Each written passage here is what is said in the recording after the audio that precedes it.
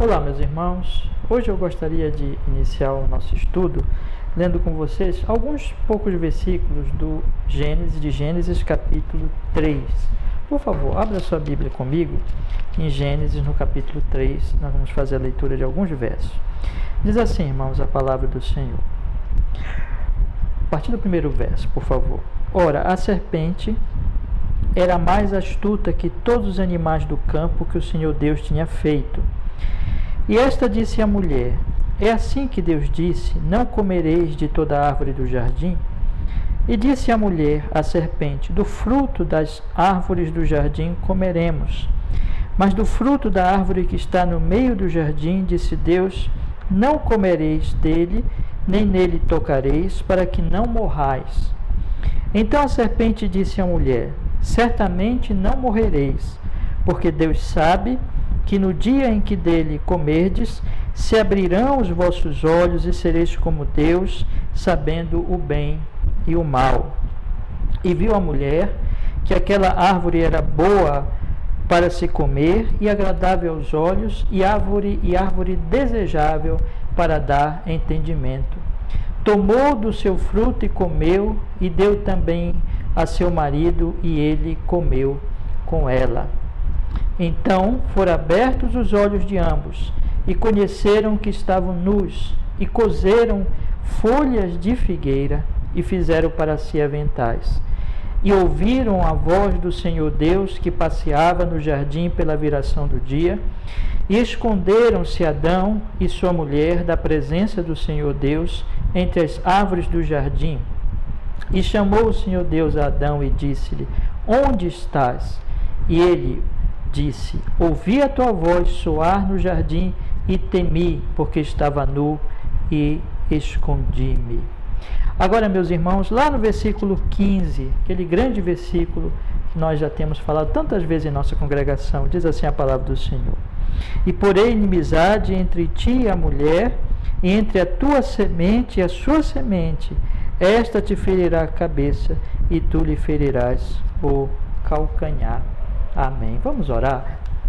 Ó Deus, nos perdoe os nossos pecados, as nossas faltas, e abençoe este momento, Senhor, para que nós possamos tão somente mencionar e ensinar a Tua verdade, a Tua palavra, neste estudo desta noite, não somente hoje, mas durante toda essa série, que o Senhor nos guie, meu Deus, para podermos glorificar ao Teu nome e viver para o bem da nossa nação.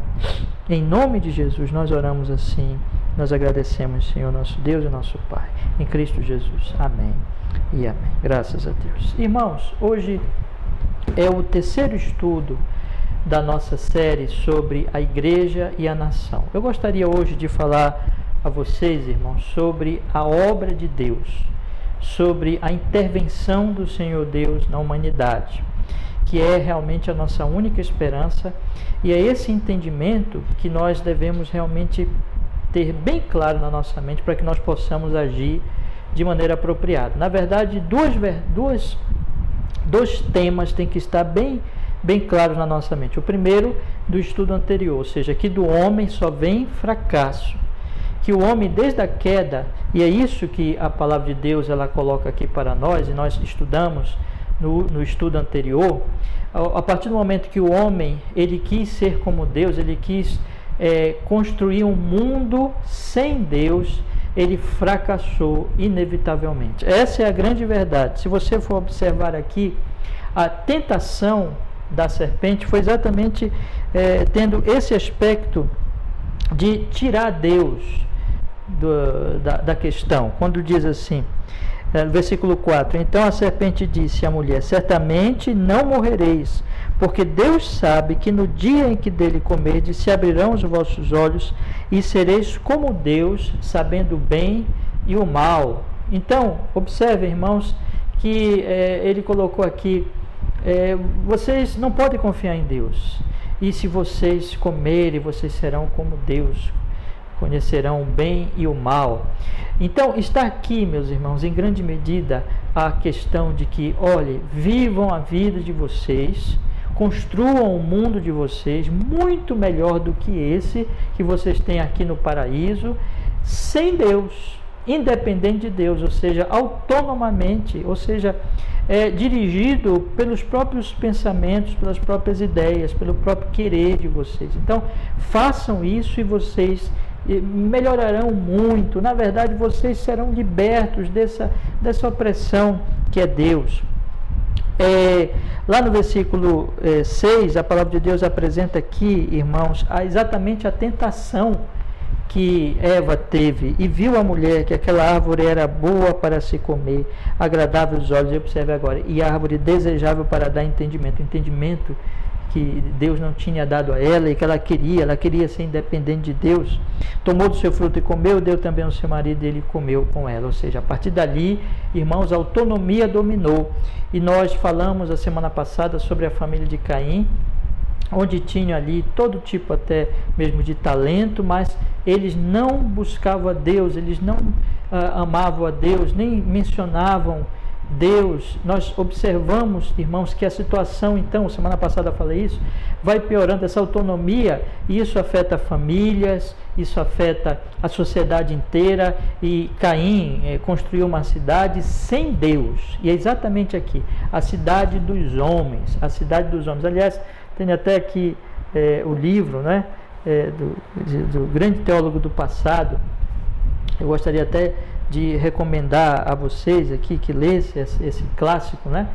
A Cidade de Deus, onde Agostinho vai exatamente abordar esse aspecto sobre a cidade dos homens e a cidade de Deus. E nós temos aí, meus irmãos, a grande questão de que os homens constroem uma cidade confiando em si, amando a si mesmos, independente de Deus, sem querer Deus nas suas vidas e exatamente acreditando que vai dar certo, acreditando nisso, mas daí vem o que? Vem a destruição, como nós falamos a semana passada, a decadência moral, só vem piora, só vem assassinatos. Aconteceu na família de Caim, onde a consciência moral deles foi piorando cada vez mais. Nós temos aquele homem perverso chamado Lameque, que já até se orgulhava dos seus assassinatos.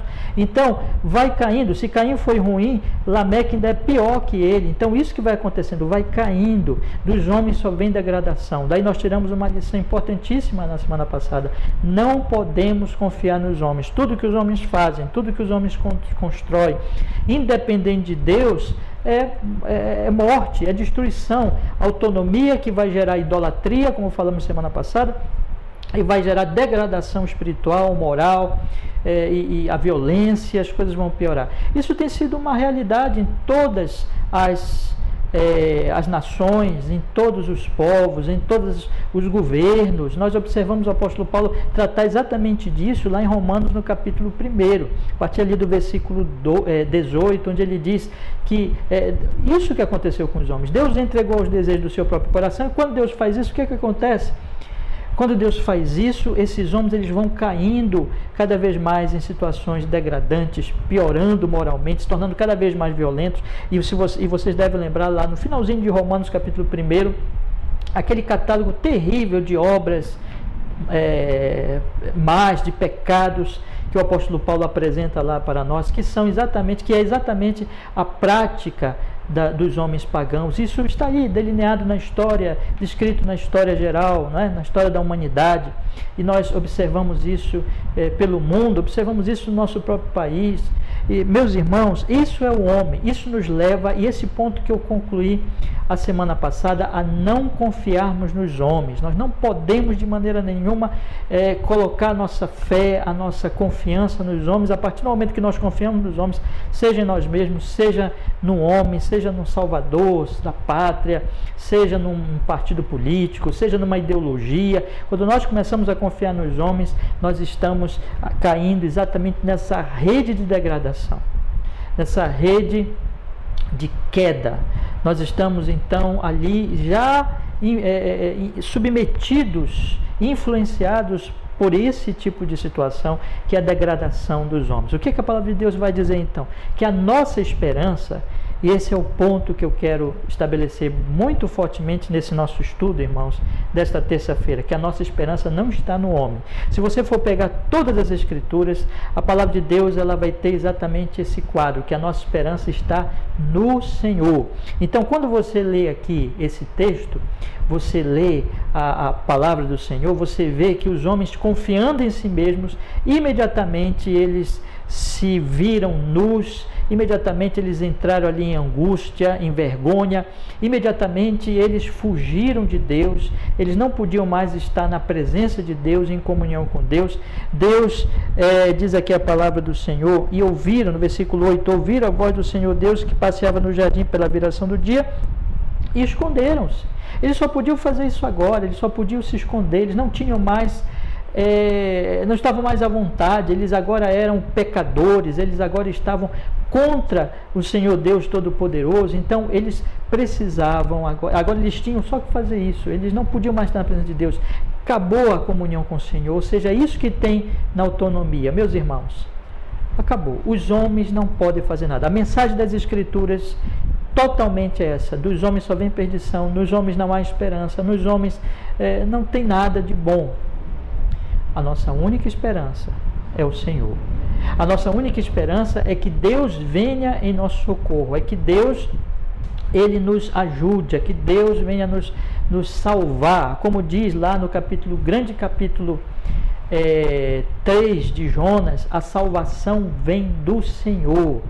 A salvação vem do Senhor. Quando Jonas estava na barriga do peixe, ele clamou ao Senhor, e aí tem essa grande palavra, a salvação vem do Senhor. Essa é a mensagem de todas as Escrituras Sagradas. Irmãos, nós precisamos entender, eu estou estabelecendo os grandes princípios gerais, como eu disse para os irmãos, para que nós pudéssemos compreender como a igreja pode ser realmente uma bênção para a nação e de fato exercer o seu papel de igreja. Primeiro nós temos que entrar nos grandes princípios. Lembra que no primeiro estudo eu li com vocês Josué, como Josué, ele entendeu a realidade para que ele então pudesse agir. Pois bem, nós estamos nesse momento, nesses primeiros estudos ainda, nessa fase de entendermos a realidade. E para entendermos a realidade, nós temos que compreender esses grandes princípios. O primeiro grande princípio é a nossa derrota está no homem, de nós só vem a perdição. Portanto, nós não podemos confiar nos homens. E o segundo grande princípio das Escrituras é esse: a nossa esperança está no Senhor. A nossa esperança está na atuação de Deus, na graça de Deus, no socorro divino. É por isso que desde o início a palavra de Deus ela vai nos mostrar aqui no versículo 15, quando o Senhor Deus diz: porém inimizade entre ti e a mulher, entre a tua semente e a sua semente, esta te ferirá a cabeça e tu lhe ferirás o calcanhar. A mensagem das Escrituras então é que para a desesperança humana só tem uma solução: Deus. Portanto, a nossa esperança é o Senhor. A nossa esperança está em Deus. E Deus aqui em Gênesis 3,15, Ele poderia ter virado as costas para a humanidade. Ele poderia ter deixado a humanidade simplesmente com o que ela merecia. E ela merecia a condenação.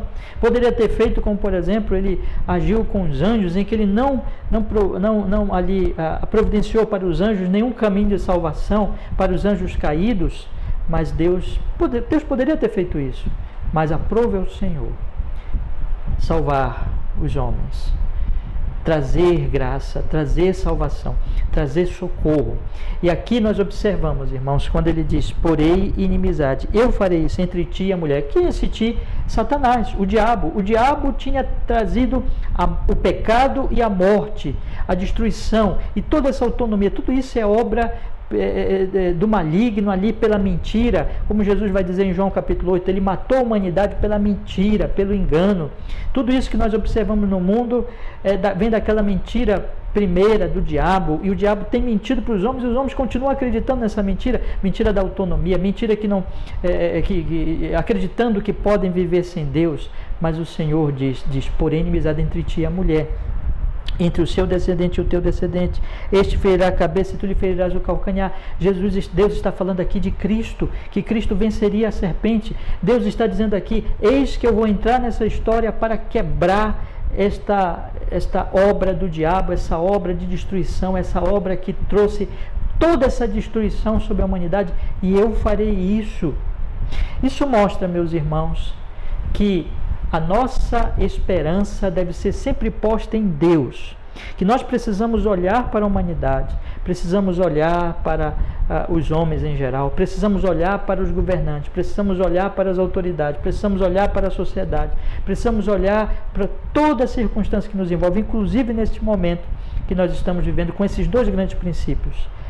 Nos homens não há esperança, nos homens só há queda, não podemos confiar nos homens. Em segundo lugar, que nós precisamos depositar a nossa confiança absolutamente no Senhor nosso Deus. Esse princípio, irmãos, de não confiar nos homens, de não se colocar ali diante deles como se eles fossem a nossa esperança, está por todas as Escrituras nos servos do Senhor. O que nós observamos na Bíblia, meus irmãos? A Bíblia então vai mostrar que a nossa esperança está em Deus e de fato Deus vai agir na vida dos homens e na vida da humanidade, e nós podemos dizer que ele vai agir pelo menos de duas formas, meus irmãos. Na humanidade em geral ele vai agir. Quando nós tomamos, por exemplo, Romanos, eu citei há pouquinho Romanos, mas eu gostaria agora que, por favor, vocês abrissem comigo, quando nós tomamos a Bíblia em Romanos, no capítulo 1, esse texto ele é muito esclarecedor para um fato, meus irmãos, importantíssimo. Se Deus não tiver misericórdia, se Deus não operar com a sua graça, que nós podemos chamar então nesse momento de graça comum, se Deus não operar, só haverá degradação cada vez pior. Nós observamos, irmãos, então, esse texto eu já li várias vezes com os irmãos da congregação, mas é importante nós retornarmos a ele nesse contexto, nesse momento de nossos estudos, que quando você pega Romanos capítulo 1, você tem ali a palavra de Deus dizendo como ocorreu a degradação daqueles povos pagãos. O pecado, vamos dizer assim, é consequência do pecado. E quando o pecado se avoluma, quando Deus entrega os homens ao seu pecado, é manifestação da sua ira. Isso que Paulo diz claramente no versículo 18, porque do céu se manifesta a ira de Deus sobre toda a impiedade e injustiça dos homens, que detém a verdade e injustiça, ou seja, como os homens, eles não receberam a palavra de Deus, e eles naturalmente, de fato, sempre negam a revelação de Deus na criação, o que acontece então? Deus entrega esses homens ao seu próprio coração. Deus entrega esses homens à sua própria vontade, ao seu próprio querer. Esses homens então vão piorando cada vez mais. Isso é resultado, irmãos, exatamente do pecado humano, porque os homens negaram a Deus, Deus os entrega, e isso é manifestação da ira de Deus, é juízo divino, ou seja, vamos dizer, o aumento do pecado, ou a entrega ao pecado, é manifestação da ira de Deus. Quando você vê uma nação, ela cair cada vez mais em pecados piores, é manifestação da ira de Deus. O que é então isso? É quando Deus não detém aquele pecado, quando Deus não detém a tendência natural do coração humano, que é cada vez mais autônomo, cada vez mais idólatra, cada vez mais ofensivo a Deus e cada vez mais violento, cada vez mais degradado moralmente, né?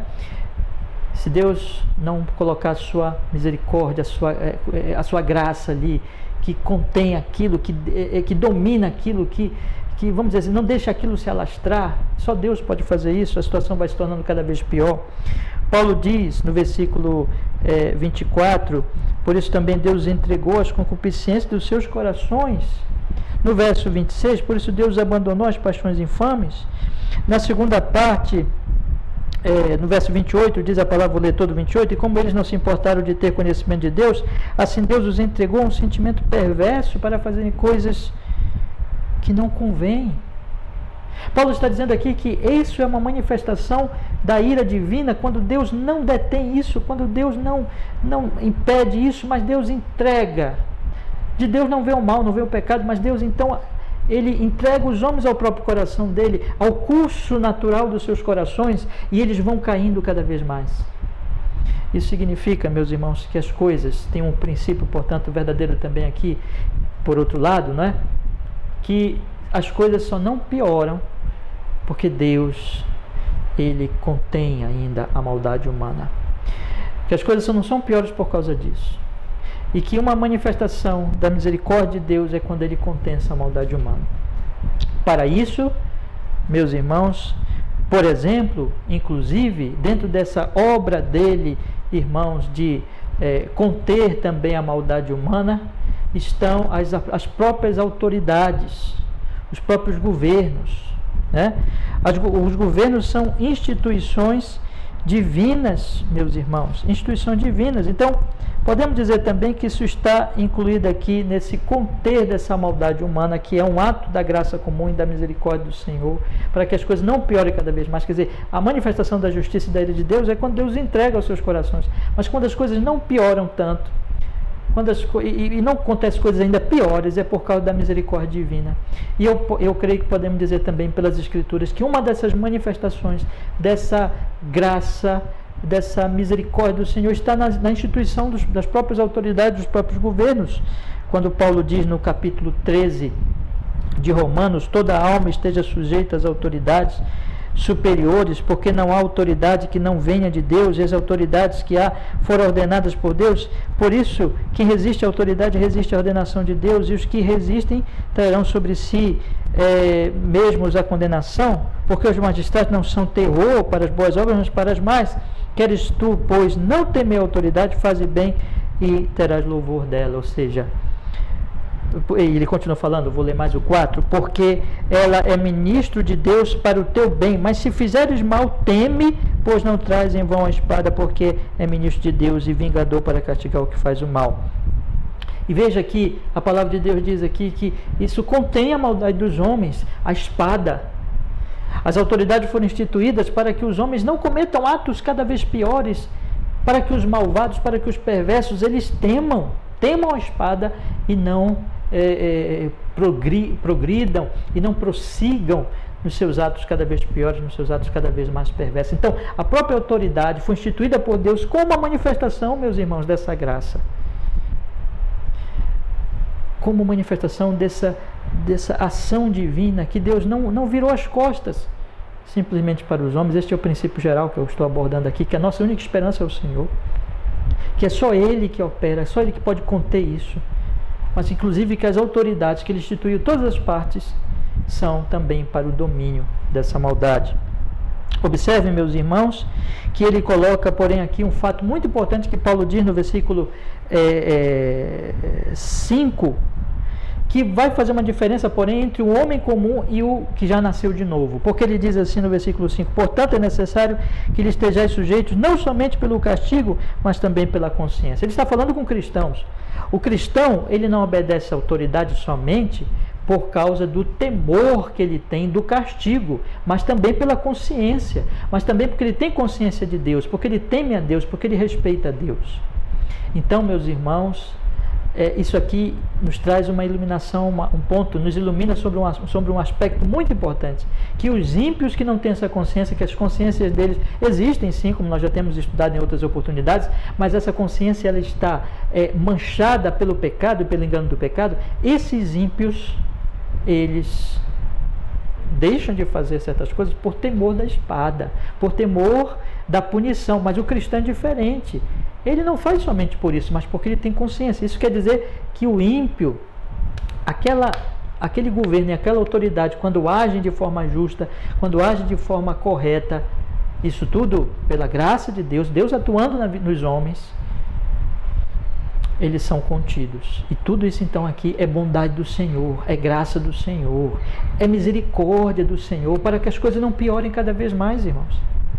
Percebam isso, que Paulo diz: toda alma esteja sujeita às autoridades superiores, porque não há autoridade que não venha de Deus, e as autoridades que há foram ordenadas por Deus. Ou seja, Deus institui as autoridades exatamente pensando neste bem comum, vamos dizer assim, para que os malvados eles não tenham toda a liberdade, digamos, para praticar suas maldades, e maldades cada vez piores, mas eles são contidos. Por quê?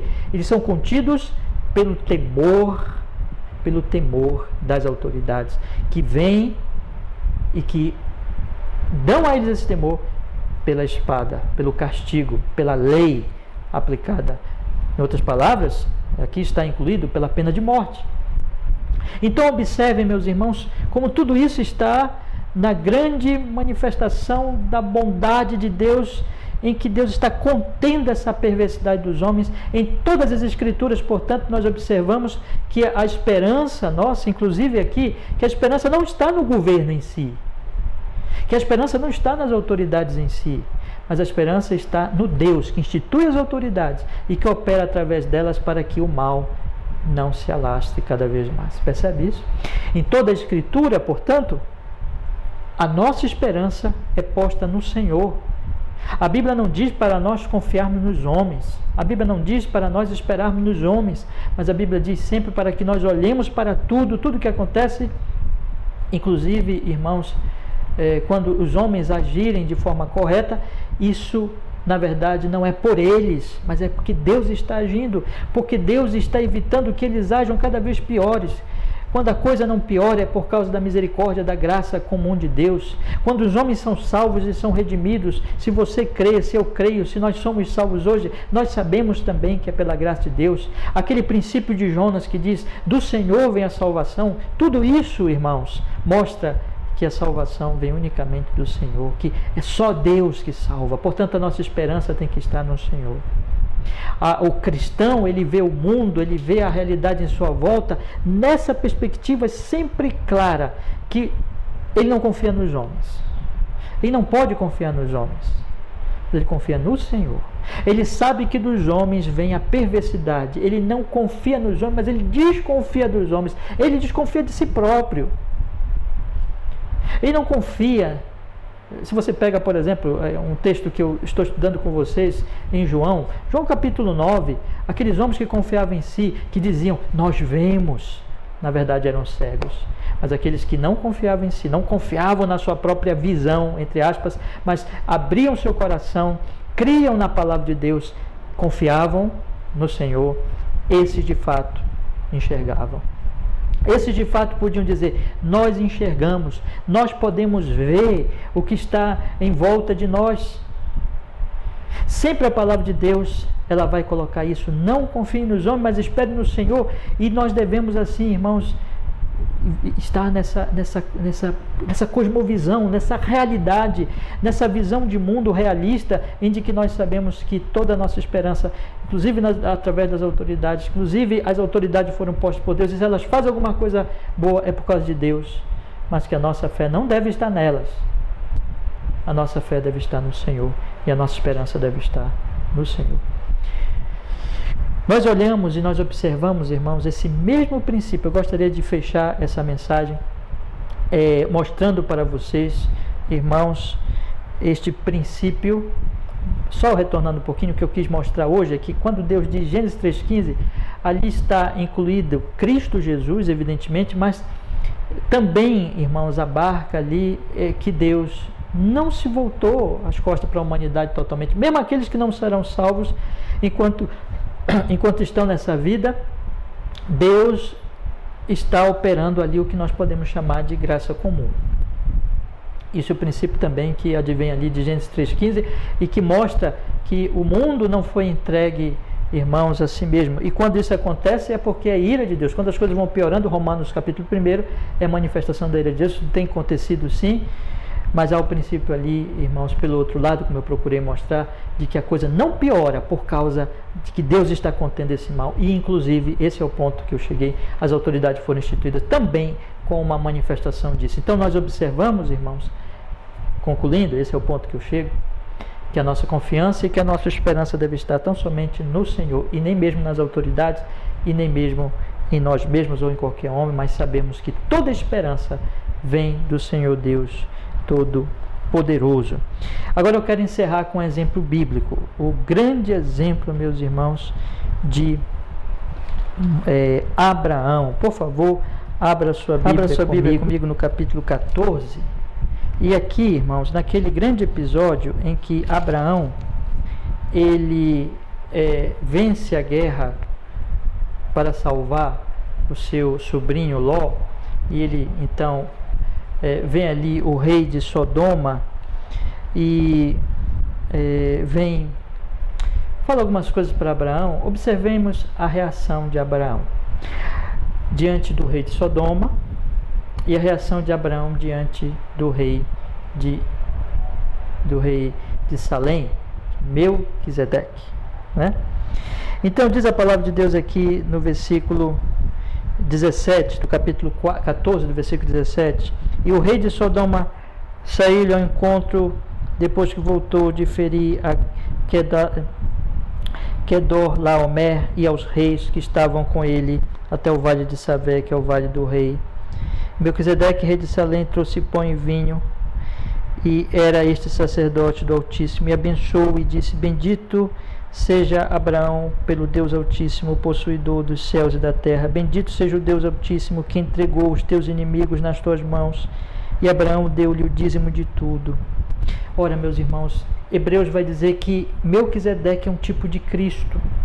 É um tipo de Cristo. Então aqui, meus irmãos, como um crente, a palavra de Deus está apontando que que Abraão dá o dízimo a Melquisedeque, exatamente, meus irmãos, porque Melquisedeque, Jesus, é sacerdote, lembra de Hebreus? Na ordem de Melquisedeque, uma ordem superior. Aqui está em vista a honra ao próprio Cristo, a honra ao próprio Deus, a honra ao Senhor, como aquele que realmente salvou Abraão. Usou Abraão para salvar o seu sobrinho e as cidades que foram levadas cativas. Deus é que salva. E aqui está apontando para Cristo, nosso Senhor, o único Salvador. Então, Abraão, ele honra a Deus aqui. Ele dá o dízimo a Melquisedeque, e Hebreus vai usar isso para dizer que esse é o sacerdócio superior, que o próprio sacerdócio levítico, descendente de Abraão, mostrando que é um sacerdote celestial. E tudo isso aqui está envolvido. Abraão está adorando a Deus, Abraão está glorificando a Deus, está honrando ao Senhor. Mas vocês lembram de Sodoma e Gomorra?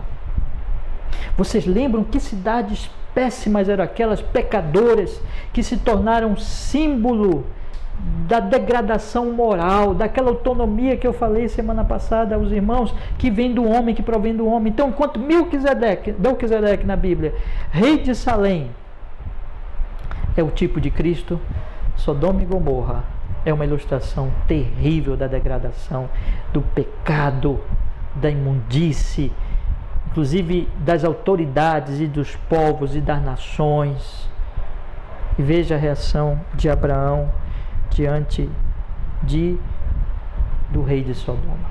Enquanto que ele dá o dízimo e ele honra a Melquisedeque, como eu disse, é um tipo de Cristo.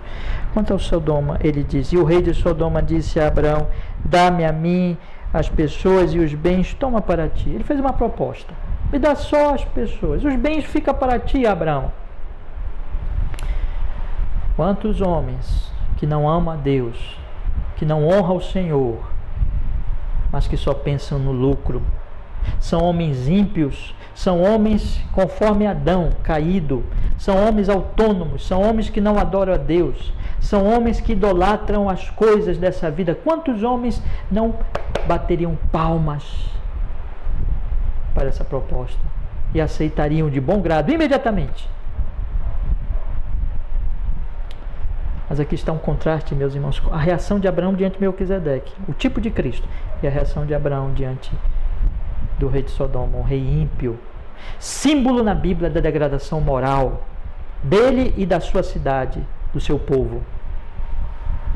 Abraão diz: levantei a minha mão ao Senhor, verso 22, o Deus Altíssimo, o possuidor dos céus e da terra, jurando que desde um fio até a correia de um sapato não tomarei coisa alguma de tudo que é teu, para que não digas: eu enriqueci a Abraão.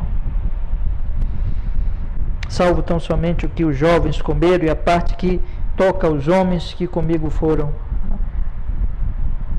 Aner, Escol e Manre, estes que tomem a sua parte. Percebe, irmãos? Abraão não queria nada do rei de Sodoma. Abraão honrou Melquisedeque.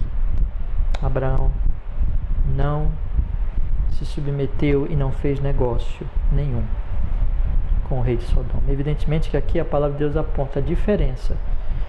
Como um crente deve agir? Um crente deve honrar o Senhor, deve honrar a Cristo. mas não deve honrar nenhuma impiedade, nem nas autoridades, nem nos povos, por causa de dinheiro, por causa do próprio poder, porque isso seria o quê? Idolatria, idolatria, idolatria. A palavra de Deus vai dizer que devemos respeitar as autoridades, juntando tudo, mas nunca esperar nos homens, idolatrar homens, se vender a homens ou ao poder, mas a nossa esperança deve estar somente no Senhor. Romanos 13, respeitar as autoridades por causa do Senhor. Esse é o ponto, porque Ele é a nossa esperança. Abraão honrou Melquisedeque, um tipo de Cristo, mas não fez negócio com aquele rei ímpio. Não pegou nada dele, porque era um homem ímpio, porque era um rei ímpio. Abraão, com isso, está nos ensinando que não devemos confiar em homens, idolatrar homens, desprezando o Senhor. Porque dos homens, como no caso de rei de Sodoma, só vem isso mesmo, todos se tornarão como eles, um rei de Sodoma, um povo de Sodoma, degradação moral, impiedade, pecado, violência. Mas no sacerdote, segundo a ordem de Melquisedeque, Jesus, dele vem a nossa esperança. Devemos esperar no Senhor, porque dos homens só vem degradação, mas a nossa esperança vem dele. Devemos respeitar as autoridades, honrar as autoridades por causa do Senhor, mas nunca, jamais idolatrar autoridade alguma, esperar a nossa salvação de autoridade alguma. Porque somente do Senhor vem a nossa esperança. Mas como Abraão fez aqui, esse é o ponto que eu quero concluir, devemos avaliar os homens por esse princípio. Eles estão honrando ao Senhor? Eles estão honrando ao Senhor com as suas ações? Porque o que importa é agradar a Deus e não aos homens. Esse é o ensino, meus irmãos. Nós vamos desenvolvendo mais com a continuidade de nossos estudos, mas eu queria encerrar com esse ponto. A nossa confiança não está em homens, a nossa confiança está no Senhor. Quanto aos homens, nós obedeceremos a eles e honraremos a eles, no caso as autoridades, porque eles vêm do Senhor, mas nunca a nossa esperança estará neles. E eles também serão avaliados pelos princípios da palavra do Senhor, porque toda honra, toda glória deve ser dada somente ao Senhor, como fez Abraão aqui. Amém. Que assim seja. Vamos orar? Vamos pedir que o Senhor nos abençoe. Obrigado, Senhor, pela Tua palavra bendita. Nos conceda graça e misericórdia para que nós possamos honrar somente a Ti e viver de uma tal maneira que o Senhor seja louvado e nós sejamos uma bênção para a nossa nação, tendo uma cosmovisão, uma visão de mundo correta, Senhor, que não espere em homens, mas que espere somente no Senhor, e assim haja, inclusive para o bem dos homens, para a Tua glória, em nome de Jesus. Abençoa, Senhor, e opera mais e mais essa graça em nossa vida, em nome de Jesus, que assim seja. Amém e amém. Graças a Deus. Amém, meus irmãos. Que Deus te abençoe. Irmãos amados, orem com as suas famílias, que Deus lhes conceda uma abençoada e excelente noite. Que a graça do Senhor Jesus, o amor de Deus Pai, a doce comunhão, a consolação do Espírito seja com todos os meus irmãos amados, hoje e sempre. Se Deus quiser, quinta-feira nós teremos o 4º estudo da nossa série, A Igreja e a Nação. Que o Senhor nos conduza. Orem e divulguem essa série, meus irmãos, e que o Senhor seja conosco em Jesus. Amém e amém. Boa noite a todos.